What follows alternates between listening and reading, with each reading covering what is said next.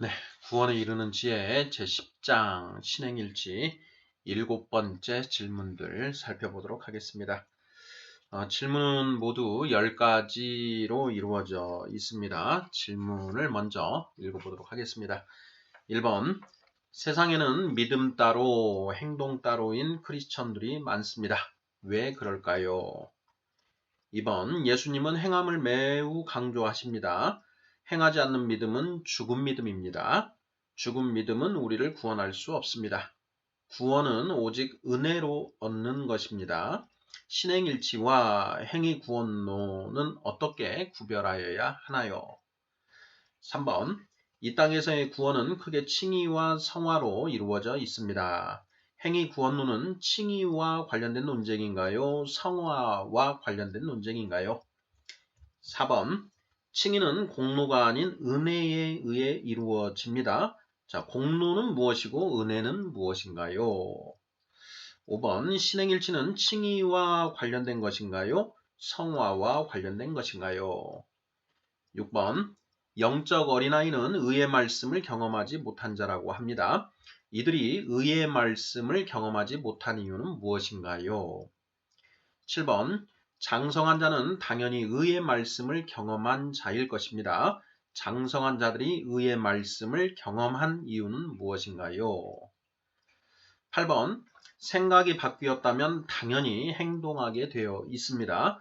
행동하지 않는다는 것은 아직 무엇이 바뀌지 않았다는 증거인가요? 9번, 성경은 우리의 구원이 믿음으로 시작하여 무엇으로 완성된다고 하나요? 10번, 믿음과 순종이 공로가 아니라 은혜인 이유는 무엇인가요? 자, 이렇게 모두 10가지 질문입니다. 자, 구원에 이르는 지혜의 제10장은 신행일치, 곧 믿음과 행동의 일치에 관해서 다루고 있는데요. 자, 오늘 이 7번째 질문들 속에서는 이 신행일치와 행위구원론이 어떻게 다른가 하는 점에 대해서 주로 살펴보고자 하고요. 그리고 이제 공로와 은혜에 관련해서 이제 살펴보는 그런 질문들이 되겠습니다. 상당히 좀 중요한 그런 질문들이고 또 우리가 좀 잘못 알고 오해하고 있는 부분들도 이렇게 다루고 있습니다. 그런 부분들에 대해서 좀 명확하게 살펴보고자 하는 의도에서 만들어진 질문들입니다. 자, 1번. 세상에는 믿음 따로 행동 따로인 크리스천들이 많습니다. 왜 그럴까요? 자, 실제로 우리 교인들을 보면 그들이 믿고 이렇게 살아야 되겠다. 이런 이제 생각하는 것하고 또 실제로 이제 살아가는 삶을 보면 행동이 완전 따로따로인 그런 크리스천들이 많다라는 겁니다. 이 부분은 우리가 부인할 수 없지요. 자, 그리고 또 이런 경우도 있습니다. 우리가 주일에는 교회 모드로, 그리고 이제 월요일부터 토요일까지는 세상 모드로 이렇게 이중적인 삶을 그렇게 사는 그런 크리스찬들도 많이 있다라는 것이죠. 자, 과연 왜 그런가? 네, 이걸 이제 질문하는 것입니다. 자, 세상에는 믿음 따로 행동 따로인 크리스천들이 많습니다. 왜 그럴까요? 자, 우리 성도님들께서는 자, 이 질문에 자, 뭐라고 답하시겠습니까? 자, 이것에 대해서는 크게 이제 두 가지로 이제 설명이 가능합니다. 좀 교리에 따라 달라질 수 있는데요. 칼뱅이즘과 알마니안들의 이제 설명이 좀 달라질 수 있습니다. 자, 칼뱅이즘에서는 이제 믿음 따로 행동 따로인 이런 크리스찬들을 명목상의 크리스찬, 이름뿐인 크리스찬, 그러니까 실질적으로 거듭난 그런 크리스찬이 아니고 그 교회는 다니고 있지만 교회에 출석은 하지만 실질적으로 거듭나지 못한 상태, 무늬만 크리스천인 사람들을 이제 명목상의 크리스천이라고 하는데요. 자, 그렇게 믿음 따로 행동 따로인 크리스천들이 많다. 그 이유는 그들이 거듭나지 못했기 때문이다. 예, 이렇게 주로 해석을 합니다.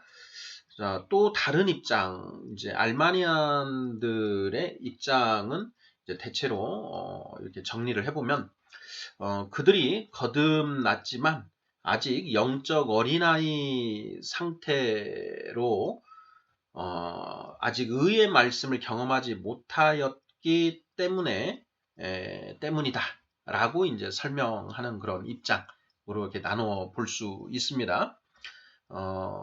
이제 주로 장로교회는 이제 그 칼뱅이즘의 입장에서 이 교리가 진짜 하나님의 선택 안에 있는 그런 참된 크리스찬들의 경우에는 믿음과 행동이 같이 갈 수밖에 없다. 그런데 그런 그 선택 안에 있는 그런 그 진짜 크리스천이 아닌 사람들은 말로 고백하는 그 믿음하고 행동이 일치하지 않는 경우, 즉 불일치하는 경우가 많다.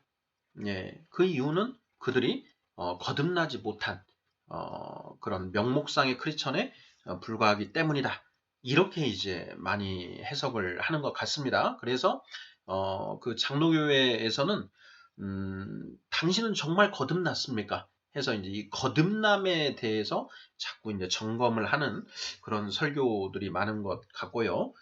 반면에 이제 그 알마니안의 입장에 있는 감리교회나 이런 이제 성결교회에서는 자 그들이 이제 거듭나지 못한 경우도 있지요. 이제 거듭나지 못한 사람은 거듭나지 못해서 그렇고 자 거듭났다. 성령을 받았음에도 불구하고 그런 경우가 있는데 그들이 영적으로 어린아이 상태이기 때문에 그렇다. 아직 어른이 되지 못했다. 영적으로 장성한 자가 되지 못했기 때문에 믿음 따로 행동 따로인 그런 상태에 있는 것이다.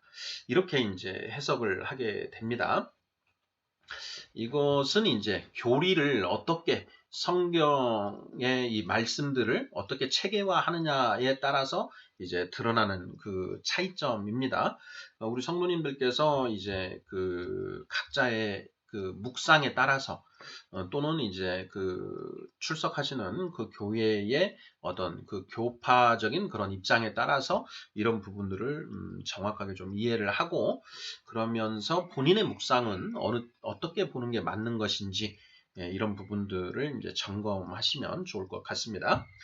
자, 2번 문제 보겠습니다. 예수님은 행함을 매우 강조하십니다. 행하지 않는 믿음은 죽은 믿음입니다. 죽은 믿음은 우리를 구원할 수 없습니다.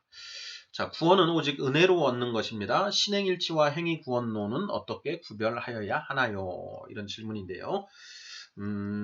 자, 먼저 인용되어 있는 말씀들을 먼저 한번 보도록 하겠습니다. 자, 예수님은 행함을 매우 강조하십니다. 마태복음 7장 21절. 나더러 주여 주여 하는 자마다 천국에 들어갈 것이 아니요 다만 하늘에 계신 내 아버지의 뜻대로 행하는 자라야 들어가리라. 이렇게 되어 있습니다. 그러니까 예수님은 행함을 매우 강조하시지요. 밑에 나오는 이제 그 모래 위에 집을 지은 자와 반석 위에 집을 지은 자의 비유를 통해서 말씀을 하시는데, 자, 모래 위에 집을 지은 자는 26절을 보면 마태복음 7장 26절을 보면 나의 이 말을 듣고 행하지 아니하는 자는 그 집을 모래 위에 지은 어리석은 사람 같으리니 이렇게 되어 있습니다. 그러니까 모래 위에 집을 지은 사람이 있고 반석 위에 집을 지은 사람이 있는데 그 둘을 구별하는 기준이 무엇이냐? 말씀을 듣고 그대로 행하는가 행하지 않는가. 예. 이거에 의해서 이제 구별을 하고 있다라는 것입니다. 24절을 보면 자, 그러므로 누구든지 나의 이 말을 듣고 행하는 자는 그 집을 반석 위에 지은 지혜로운 사람 같으리니 이렇게 되어 있습니다. 그래서 우리가 제가 이제 교회에서 이제 그 우리 성도님들에게 마태복음 7장에 보면은 모래 위에 집을 지은 사람과 반석 위에 집을 지은 사람을 예수님이 이제 비유로 들어서 대비를 하시는데, 자, 모래 위에 집을 지은 사람은 어떤 사람이고 반석 위에 집을 지은 사람은 어떤 사람입니까? 이제 이렇게 질문을 해보면 대부분 믿음이 굳건한 사람이 반석 위에 집을 지은 사람이고, 믿음이 허약한 사람, 나약한 사람이 모래 위에 집을 지은 사람이다. 이렇게 이제 답변을 하십니다.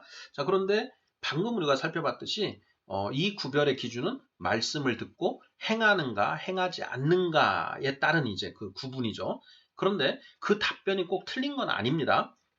다만 이제 성경에서 예수님이 말씀하실 때에는 행하는 믿음이냐, 행하지 않는 믿음이냐에 따라서 그거를 구별했다라는 걸 좀 정확하게 봐야 될 것 같고요. 그리고 이제 하나 더 우리가 놓치지 말고 봐야 될 부분이, 자, 반석 위에 집을 지은 사람은 말씀을 듣고 행하는 사람인데 이 사람은 지혜로운 사람이다. 이렇게 말씀을 하시고요.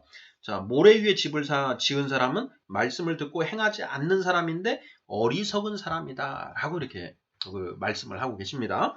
자, 예수님이 나더러 주여 주여 하는 자마다 천국에 들어갈 것이 아니요 다만 하늘에 계신 내 아버지의 뜻대로 행하는 자라야 들어가리라. 이렇게 분명히 말씀하시고 계십니다.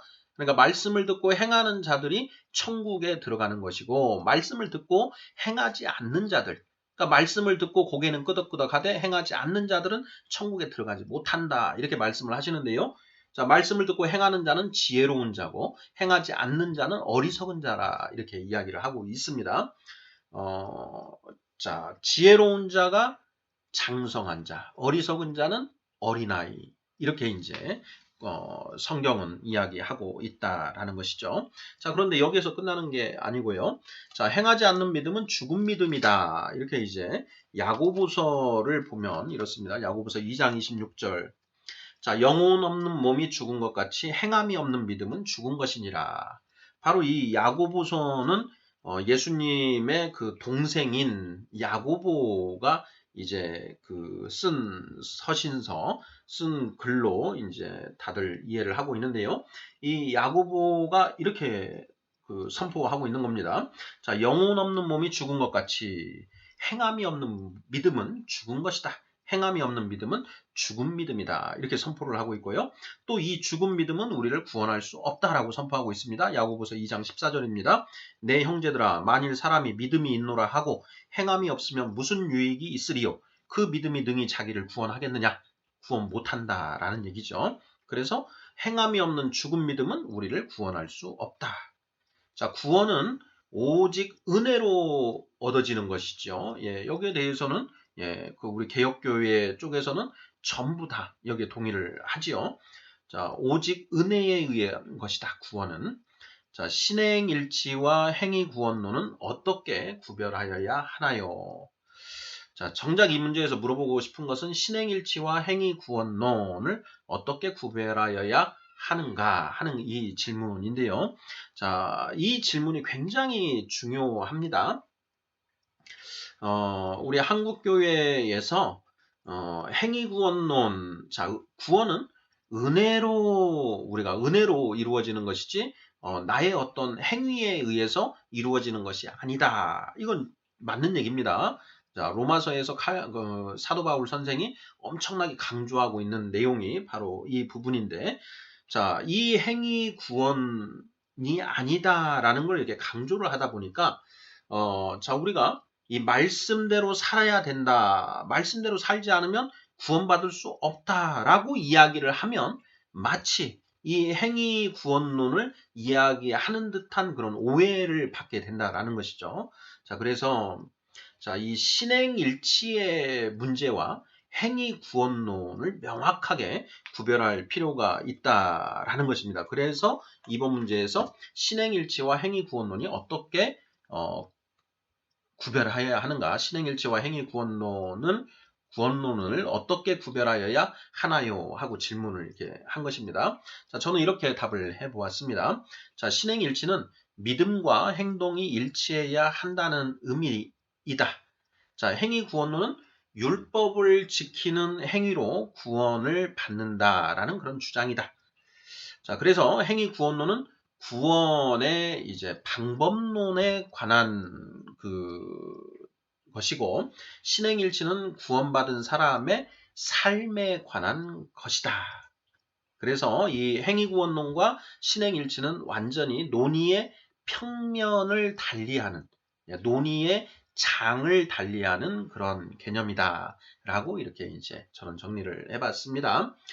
자, 이거를 조금 더 이제 명확하게 이해를 하기 위해서 이제 3번부터 또 질문을 드렸는데요. 자, 3번 질문 보겠습니다.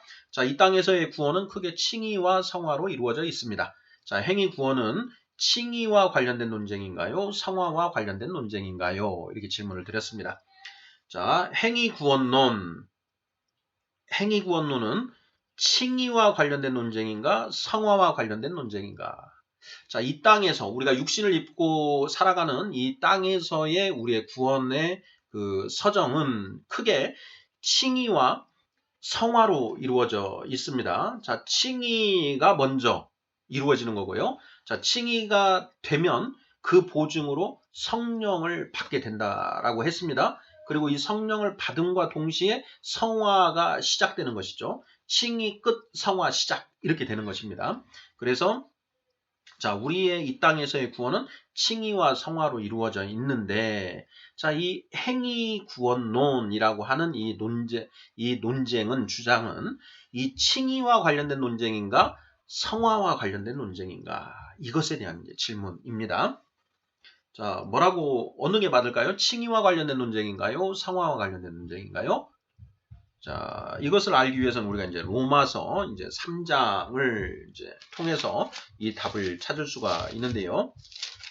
자, 로마서 3장에서 사도 바울 선생은 자, 우리의 구원은 오직 이 하나님의 은혜에 의해서 은혜로 우리가 구원을 받는 것이다. 율법의 행위로 구원을 받는 게 아니다. 오직 믿음으로 구원을 받는다.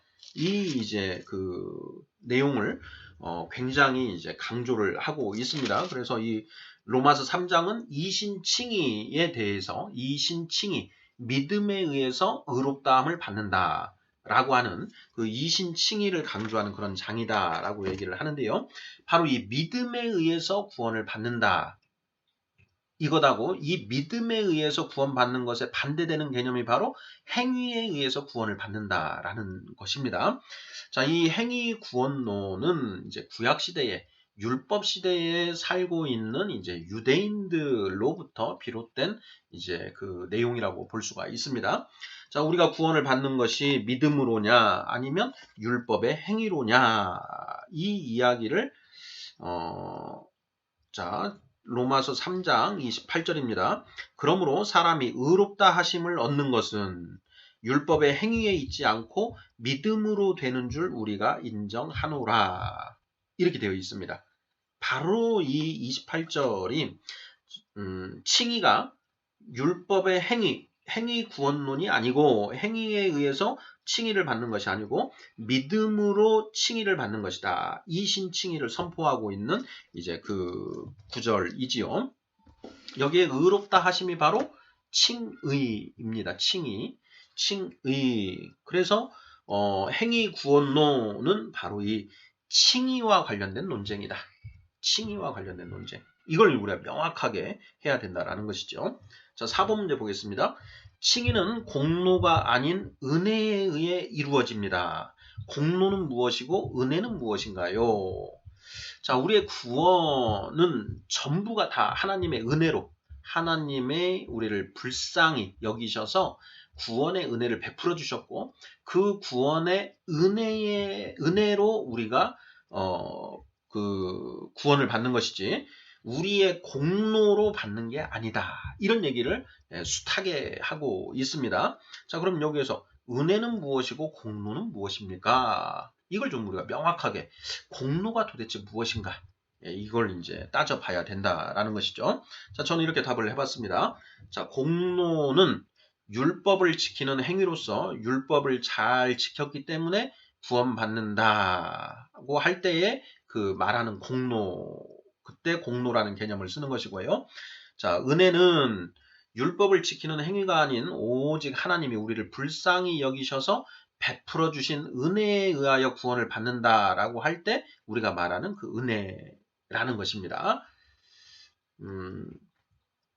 공로주의라는 게 있습니다. 공로주의.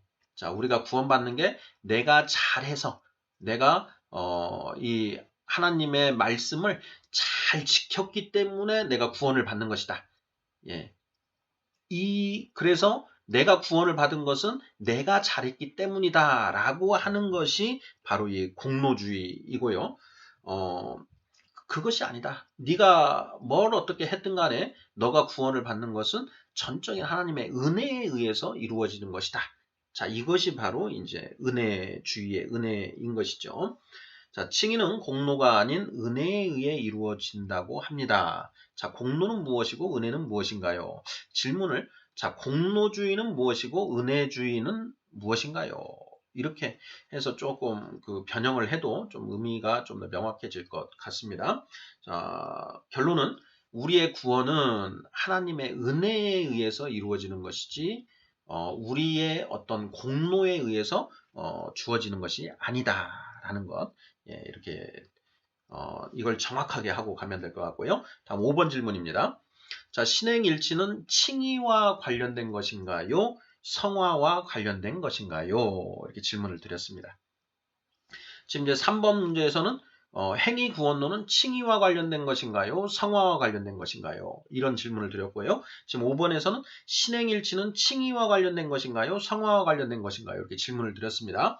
자, 우리의 구원은 칭의와 성화로 이루어져 있는데 이 칭의가 끝나고 성령을 받음으로써 이제 성화 단계가 시작된다라고 했습니다. 그러니까 칭의 끝 성화 시작 이렇게 되는 거죠. 그러니까 칭의와 성화는 연결되어 있는데 분명히 다른 구별되는 개념이라는 겁니다. 자, 그러면서 우리가 행위 구원론은 자, 우리가 믿음에 의해서 이신칭의론과 이 행위 구원론이 반대되는 개념으로서 지금 로마서 3장에서 다루어지고 있다. 그래서 행위 구원론은 칭의론의 칭의와 관련된 논쟁이다라는 걸 명확히 봤지요.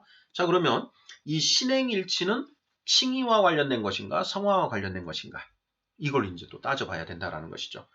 자, 야고보서가 이제 우리가 이번 문제에서 살펴봤던 것처럼 야고보서에 보면 이 행함을 굉장히 강조하고 있습니다. 우리가 살펴본 것처럼 행하지 않는 믿음은 죽은 믿음이다. 그리고 그 죽은 믿음, 행하지 않는 죽은 믿음으로는 우리가 구원을 받을 수 없다. 이렇게 강력하게 선포를 하고 있는데요.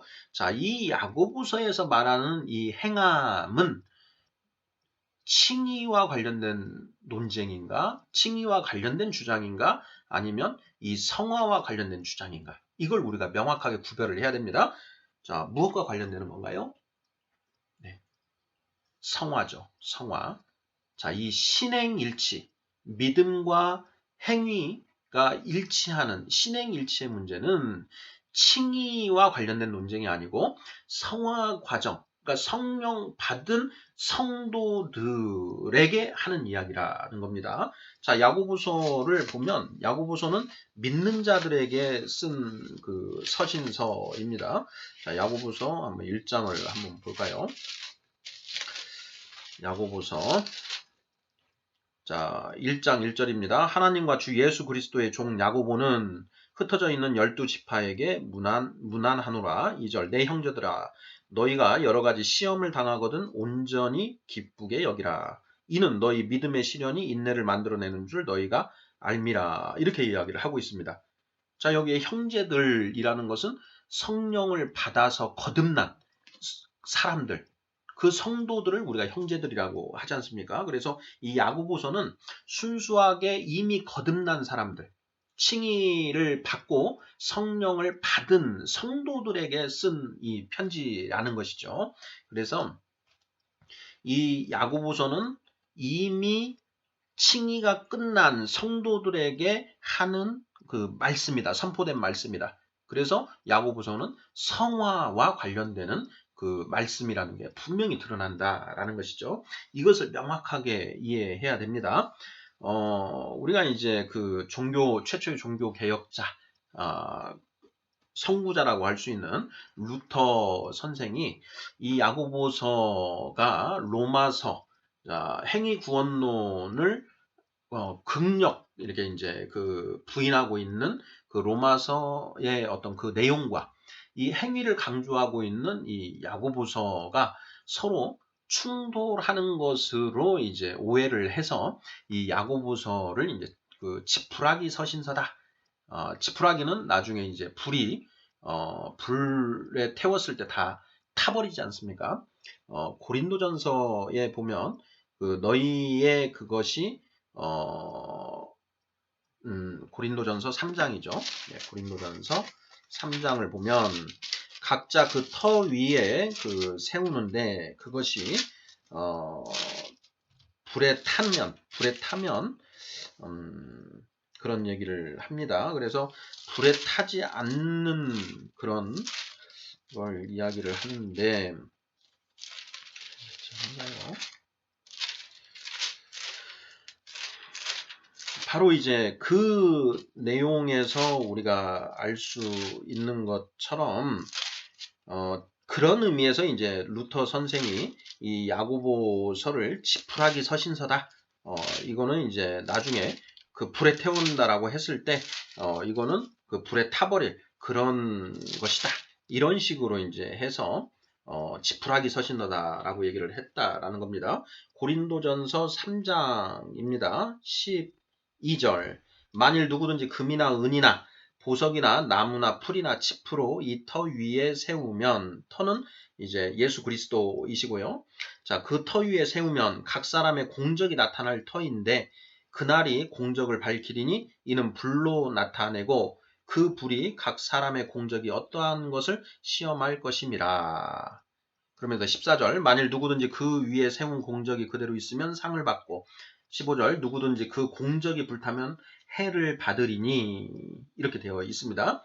자, 여기에서 야고보서에 선포된 그 내용, 그 말씀들은 이 지푸라기와 같아서 나중에 그 불타 없어질 그런 말씀들 아니겠냐, 이런 이제 관점에서 지푸라기 서신서라고 한 게 아닌가, 이렇게 이제 생각을 하는데, 저는 묵상을 해봤는데, 저는 이제 그것이 루터 선생이 로마서의 그 3장의 내용은 이 칭의와 관련된 이 말씀이고, 야고보서는 이 성화와 관련된 그 말씀으로서 서로 논의의 평면이 완전히 다르다라는 부분을 캐치하지 못해서 그런 표현을 한 게 아닌가, 이렇게 생각을 해봅니다. 자, 어찌됐든 그 행위 구원론은 칭의와 관련된 논쟁이고 신행일치는 성화와 관련된 논쟁이라는 거, 이것을 우리가 명확하게 구별해야 되겠습니다. 자, 그런 의미에서 지금 이제 문제들을 풀고 있는 것이고요. 자, 6번 문제 넘어가겠습니다. 자, 영적 어린아이는 의의 말씀을 경험하지 못한 자라고 합니다. 자, 이들이 의의 말씀을 경험하지 못한 이유는 무엇인가요? 자, 히브리서 5장 13절을 근거로 해서 자, 이 문제가 나왔는데요. 히브리서 5장 13절 읽어보겠습니다. 자, 이는 젖을 먹는 자마다 어린아이니 의의 말씀을 경험하지 못한 자요, 이렇게 되어 있습니다. 자, 어린아이, 영적인 어린아이는 젖을 먹는데, 자, 이들은 의의 말씀을 경험하지 못한 자다라고 이제 명확하게 선포를 하고 있습니다. 그래서 영적 어린아이는 의의 말씀을 경험하지 못한 자라고 합니다. 이들이 의의 말씀을 경험하지 못한 이유는 무엇인가요? 이렇게 질문을 드린 거고요. 자, 이어지는 7번에 보면 장성한 자는 당연히 의의 말씀을 경험한 자일 것입니다. 장성한 자들이 의의 말씀을 경험한 이유는 무엇인가요? 이렇게 해서 연결되어 있습니다.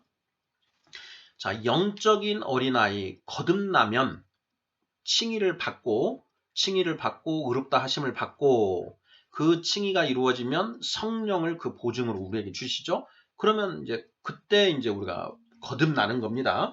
자, 이제 거듭났는데 그 거듭나면 어른 장성한 자로 거듭나는가 아니면 갓난아기로 거듭나는가? 갓난아기로 거듭난다라는 것이죠. 그래서 베드로 전서 2장 2절을 보면 갓난아기처럼 순전하고 신령한 젖을 사모하라. 이는 우리로 구원에 이르도록 자라게 하려 함이라. 이렇게 되어 있지요. 베드로전서 2장 2절. 갓난아기들 같이 순전하고 신령한 젖을 사모하라. 이는 그로 말미암아 너희로 구원에 이르도록 자라게 하려 함이라. 이렇게 되어 있습니다. 그러니까 우리가 성령을 받고 거듭났지만 그때는 영적인 갓난아이 상태이고 어린아이 단계를 거쳐서 장성한 자까지 그리스도의 그 장성한 분량이 충만한 데까지 자라나야 되는데, 자, 무엇을 먹고 자라나느냐? 바로 이 순전하고 신령한 젖, 곧 하나님의 말씀을 먹고 자라난다라는 것이죠. 그런데 자, 이 히브리서 5장 13절은 자, 이는 젖을 먹는 자마다 어린아이니, 어린아이는 젖을 먹는 자, 이렇게 선포를 하고 있는데 그 뒤에 하나를 더 해서 쓴 게 무엇이냐? 의의 말씀을 경험하지 못한 자가 바로 어린아이다. 이렇게 지금 덧붙이고 있다라는 것입니다. 자, 그래서 이제 질문이, 자, 그러한 어린아이들이 이 의의 말씀을 경험하지 못한 이유가 무엇일까요? 하는 그런 질문을 해본 것이고요. 자, 어린아이는 의의 말씀을 경험하지 못한 자다. 바로 이어지는 이제 장성한 자, 단단한 음식은 장성한 자의 것이니 그들은 지각을 사용함으로 연단을 받아 선악을 분별하는 자들이니라. 자, 이 장성한 자들은 의의 말씀을 경험한 자들이라는 거죠. 당연히 반대로 생각을 해보면. 자, 그러면 장성한 자는 어떻게 의의 말씀을 경험한 것인가? 라는 또 의문이 생겨날 수밖에 없다라는 것입니다. 그래서 6번, 7번 질문을 연속해서 드렸는데요. 자, 정답은 왜 어린아이들은 의의 말씀을 경험하지 못하고 장성한 자는 의의 말씀을 경험한 것인가? 자, 이것에 대한 답을 정확하게 하기 위해서는 자, 우리의 마음이 지정의의 3요소로 이루어져 있다라는 걸 떠올려야 됩니다. 자, 우리의 이 마음은 지성과 감성과 의지라고 하는 이 세 가지 요소로 이루어져 있고 이 지정의는 서로 영향을 주고받으면서 선순환을 이룹니다. 그러면서 지정의가 점점 커지죠. 예, 일종의 그 산을 빙글빙글 돌아 산꼭대기로 올라가듯이 나선형의 발전을 이루어 나가는데 그 발전이 지정의의 상호관계에 의해서 이루어진다. 라는 건 이제 제가 여러 번 말씀을 드렸습니다. 자, 그러면 이 영적 어린아이들이 의의 말씀을 경험하지 못한 이유는 무엇이냐? 자, 경험하지 못했다는 것은 그 말씀대로, 하나님의 말씀, 어떤 말씀대로 살아봤다는 것인가요? 못 살아봤다는 것인가요? 예, 못 살아봤다라는 것이죠. 자, 그러면 왜 그 말씀대로 못 살아봤을까?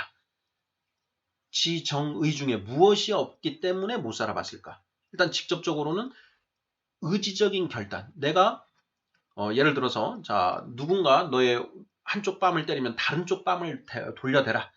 예, 누가 속옷을 달라고 하면 겉옷까지 줘라. 예, 오리를 가자고 하면 십리를 가주어라. 라고 예수님이 이렇게 말씀을 하셨는데요. 자, 그 말씀을 이제 그 어떤 취지인지를 알았습니다. 자, 그런데 그렇구나. 이렇게 그냥 머리로만 알고 끝나는 사람이 있고요. 그 말씀을 이제 들었으니까 그래, 내가 이제 저런 상황이 되면 내가 말씀대로 꼭 그렇게 하겠다. 누구든지 내 뺨을 한번 때려봐라. 그럼 내가 이쪽 다른 쪽 뺨도 내가 반드시 돌려대겠다. 라고 마음으로 각오를 다진 사람하고 그런 각오를 다지지 않은 사람하고는 실제로 이제 그런 일이 일어났을 때 행동하는 방식이 달라지죠. 다를 수밖에 없습니다.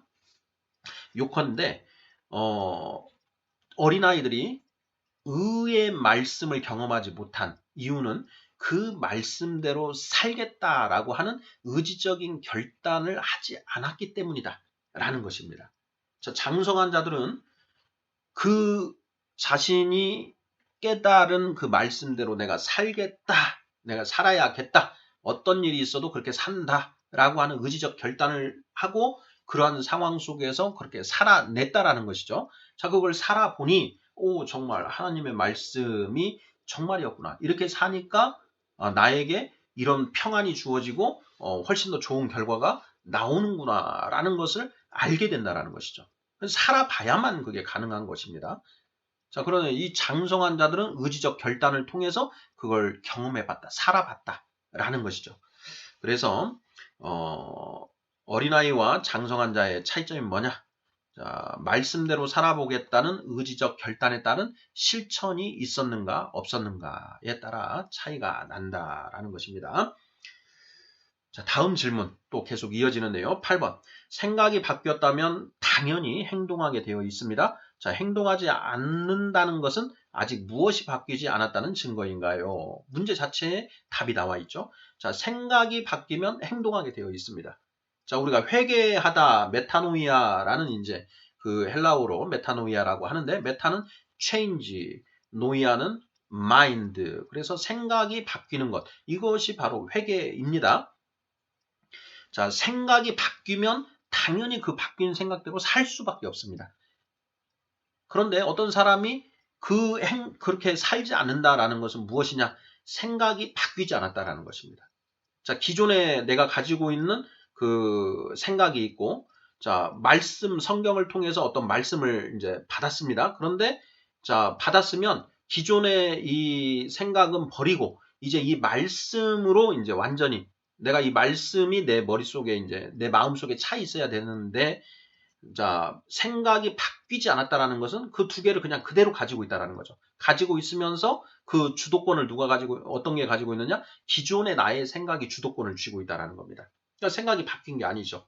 그러면 기존에 내가 가지고 있던 그 생각의 주도권을 쥐고 있기 때문에 어떤 상황이 왔을 때 이렇게 하라고 받았지만 여전히 기존의 행동 방식이 나올 수밖에 없다는 겁니다. 그래서 자, 생각이 바뀌었다면 당연히 행동하게 되어 있습니다. 행동하지 않는다는 것은 아직 무엇이 바뀌지 않았다는 증거인가요? 정답은 생각이 바뀌지 않은 것이다. 라는 게 되고요. 9번. 자, 성경은 우리의 구원이 믿음으로 시작하여 무엇으로 완성된다고 하나요? 자, 구원은 믿음으로 시작해서 순종으로 완성된다. 자, 히브리서 4장 5절 말씀입니다.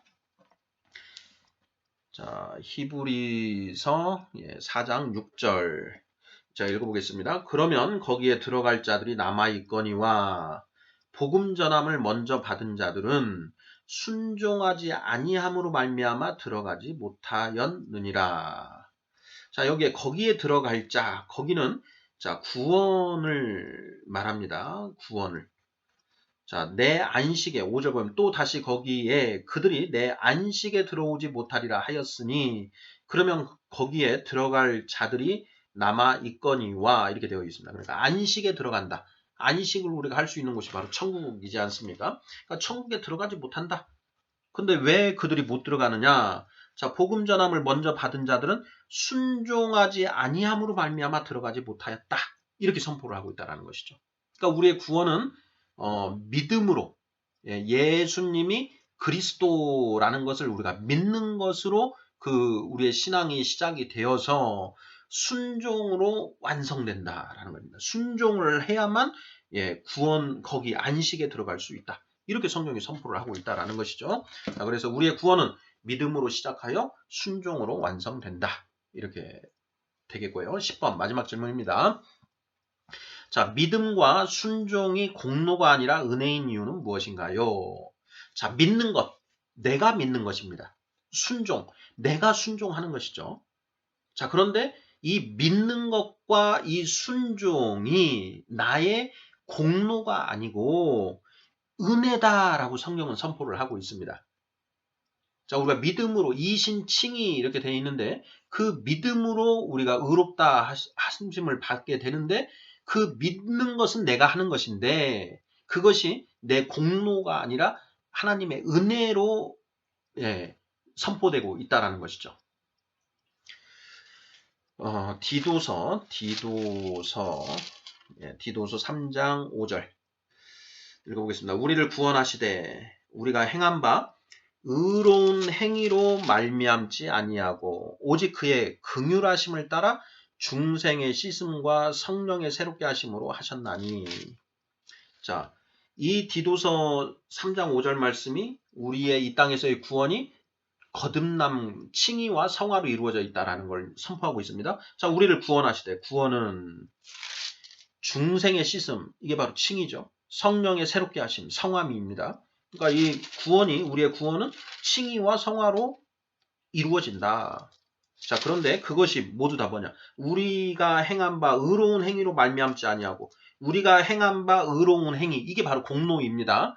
자, 근데 그 공로로 말미암는 것이 아니고 오직 그의 긍휼하심, 하나님이 우리를 긍휼하게 불쌍하게 보시는 것에 따른 은혜로 우리가 칭의와 성화를 받는다라는 것이죠. 자, 칭의는 우리가 이신칭의 믿음으로 이루어지죠. 그 다음에 자, 성화는 순종에 의해서 이루어진다라고 우리가 분명히 살펴보았습니다. 자, 그런데 이러한 믿음과 순종이 우리의 공로가 아니라 은혜인 이유는 무엇이냐? 자, 믿음은 칭의와 관련된 하나님의 말씀을 들음으로써 들어야 비로소 그 말씀을 들어야 믿음이 생겨난다라는 것이죠. 근데 그 말씀은 어디서 왔느냐? 하나님으로부터 주어져 있다는 거죠. 하나님이 우리에게 그 말씀을 주셨죠. 그 말씀을 들었기에 내 안에서 믿음이 일어날 수가 있다는 겁니다. 자, 그래서 이 믿음도 은혜다. 믿음이 내가 믿은 것이 아니고 내가 믿은 것은 맞아요. 내가 믿은 것은 맞는데 그것이 나의 공로가 아니라 그 복음이라고 하는 것을 주신 그 하나님의 은혜에 기인하고 있기 때문에 이것이 은혜다. 이렇게 얘기를 하는 것이고 그 다음에 순종은 어떻게 가능하느냐? 순종은 성령님의 조명하심 속에 이 하나님의 말씀이 깨달아져서 내 안에 생각이 바뀌면 순종이 된다라고 이제 우리가 살펴보았지 않습니까? 그런데 성령님의 조명하심 하에 말씀이 깨달아지는 거죠. 그러니까 성령과 말씀이 다 하나님이 주신 거라는 거죠. 그래서 결국 내가 순종하는 것도 내 공로가 아니라 하나님의 은혜다라는 것이죠. 이게 정확한 성경에 그 선포되어 있는 그런 말씀입니다. 그래서 믿음과 순종은 나의 공로가 아니라 하나님의 은혜다. 이렇게 결론 짓게 된다라는 것입니다. 자, 구원에 이르는 지에 제10장 신행일치 7번째 질문들 모두 10가지를 살펴보았습니다. 핵심 포인트는 신행일치와 행위구원론을 구별해야 된다. 행위구원론은 칭의와 관련된 논쟁이고 신행일치는 성화와 관련된 논쟁이다. 자, 이 칭의는 이신칭의, 믿음으로 이루어지고 성화는 순종에 의해서 이루어지는데 이 믿음과 순종이 모두 하나님의 은혜이지 나의 공로가 아니라는 것.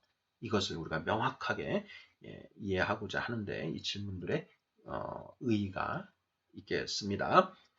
아멘.